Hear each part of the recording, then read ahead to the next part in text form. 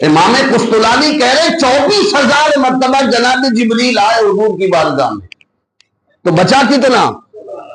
تو اب اس سے پوچھو حضرت جی 8,000 تو یہ ہو گئے، بقیہ 16,000 حضور کی بارگاہ میں کیا کرنے آتے تھے؟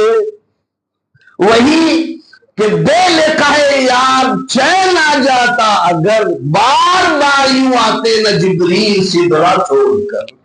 یہ باقی 16,000 مرتبہ اس لیے آیا تھا کہ حضور کو دیکھتا رہوں دیکھتا رہوں دیکھتا رہوں۔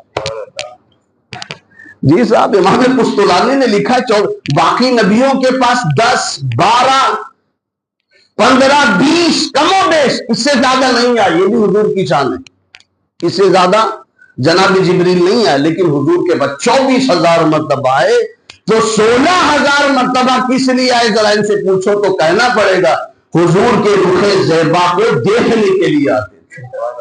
تو حضور کو تکنا کتنا بڑا کمال ہے کہ جبریل سدرہ چھوڑ کر بار بار آ رہے ہیں، تو صدیق اکبر کی خواہش اتنی اچھی نہیں ہوگی تو پھر کیا ہوگی؟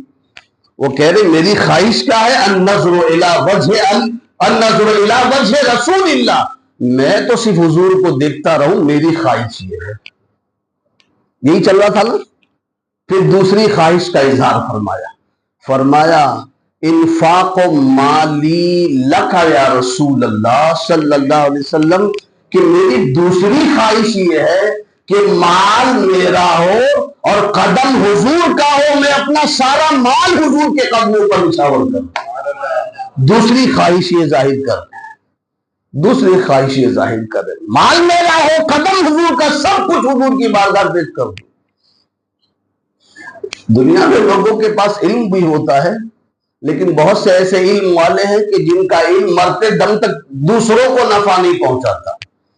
ایسے ہی جیسے بہت سے مالدار ایسے ہیں کہ ان کا مال دوسروں کو نفع نہیں پہنچاتا، وہ لپیٹ کے قبر کے گڑھے میں لے کے جانے کے چکر میں رہتے ہیں، ان کو پتا نہیں کہ نہ وہاں جیب ہے نہ الماری ہے اور نہ فرشتے رشوت لیتے ہیں جی، لیکن پھر بھی بغل میں ہاتھ ڈالے بیٹھے رہتے ہیں۔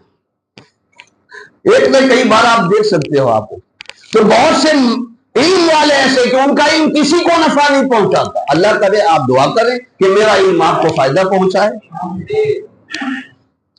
تو بہت سے علم والے کہ ان کو نفع دوسروں کو نہیں پہنچاتے، وہ مر جاتے لیکن کسی کو نفع نہیں دے کر جاتے۔